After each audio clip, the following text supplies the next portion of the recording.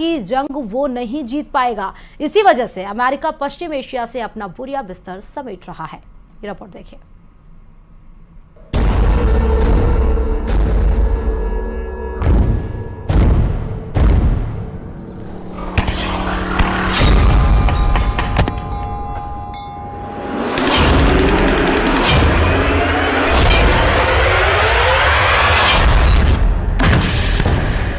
Iran के war game का पूरा प्लान सामने आ गया है।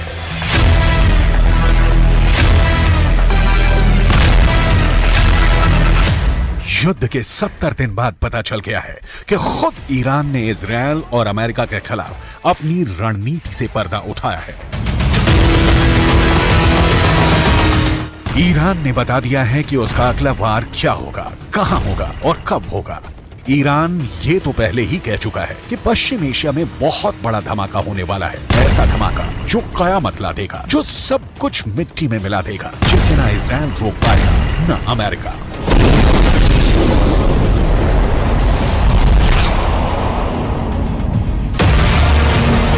पर अब ईरान ने जो कहा है उसने अमेरिका और इजरायल की सांस हलक मिला दी है। ईरान की सेना की ब्रांच IRGC यानी इस्लामिक रिवॉल्यूशनरी गार्ड कोर के प्रमुख ने पूरी दुनिया के सामने सीना ठोक कर साफ साफ कहा है कि गाजा की लड़ाई तो बहुत छोटी है। ईरान का मकसद इजरायल को बहुत बड़ी जंग में घसीटने का है। इतनी बड़ी और पेचीदा जंग जिससे इजरायल और उसका दोस्त अमेरिका जितना बाहर निकलने की कोशिश करें उतना ही दलदल की तरफ फंसते चले जाएं।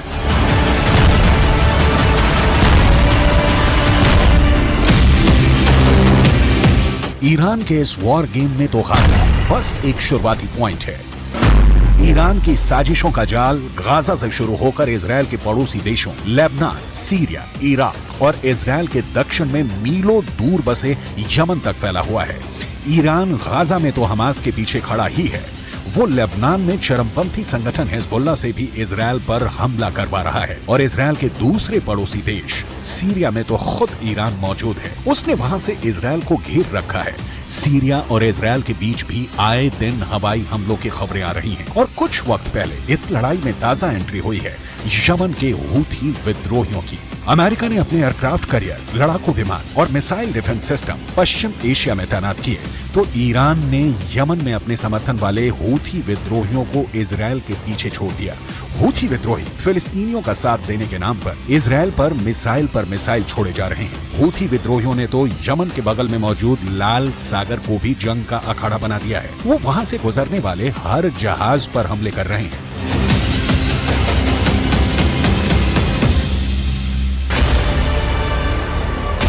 हूथी विद्रोहियों ने कसम खाई है कि जब तक इजरायल गाजा में शांत नहीं होगा तब तक लाल सागर से उसका एक जहाज नहीं निकलेगा। हूथी लड़ाके लाल सागर में इतने हमले कर रहे हैं कि खौफ के मारे जहाज कंपनियों ने वो रूट पकड़ने से ही तौबा कर ली है। इस वजह से एशिया से यूरोप और यूरोप से एशिया जाने वाले पानी के जहाजों को पूरे के पूरे अफ्रीकी महाद्वीप का लंबा चौड़ा चक्कर लगाना पड़ रहा है, जिससे सफर महंगा हो रहा है और पूरी दुनिया पर उसका असर पड़ने लगा है। इसलिए अमेरिका और ब्रिटेन जैसे उसके दोस्तों को लाल सागर की पहरेदारी करनी पड़ रही है। हूथी विद्रोहियों से लड़ने के लिए उन्हें अपने जंगी जहाज समंदर में उतारने पड़े हैं और एक दिन पहले तो हूथी विद्रोहियों ने ड्रोन से ऐसे ताबड़तोड़ हमले किए कि अमेरिका और ब्रिटेन ने लाल सागर में 15 ड्रोन मार गिराए। तो क्या ईरान की चाल में फंस गए हैं अमेरिका और इजरायल? अमेरिका और इजरायल अपने ताकतवर हथियारों और पैसे के दम पर गाजा की जंग लड़ रहे हैं, मगर ईरान की IRGC के हेड मेजर जनरल हुसैन सलामी ने दो टूक कहा कि पश्चिम एशिया की जंग न पैसों से जीती जा सकती है न हथियारों से। उन्होंने अमेरिका पर बेहद तीखा वार किया और पूछा कि क्या अफगानिस्तान पर कब्जा अमेरिका को जीत दिला पाएगा? क्या अमेरिका इराक में टिक पाएगा?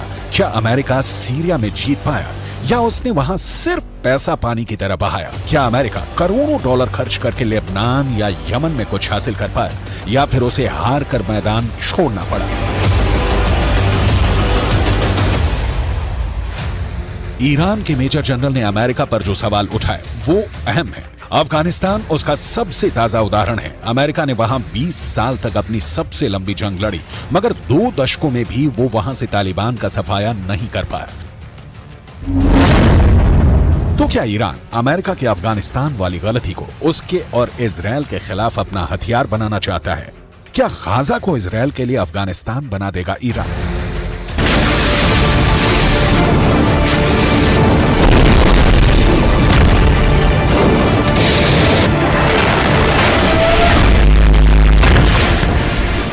क्या ईरान इजरायल का वही हश्र करने वाला है जो इराक, अफगानिस्तान और सीरिया में अमेरिका का हुआ?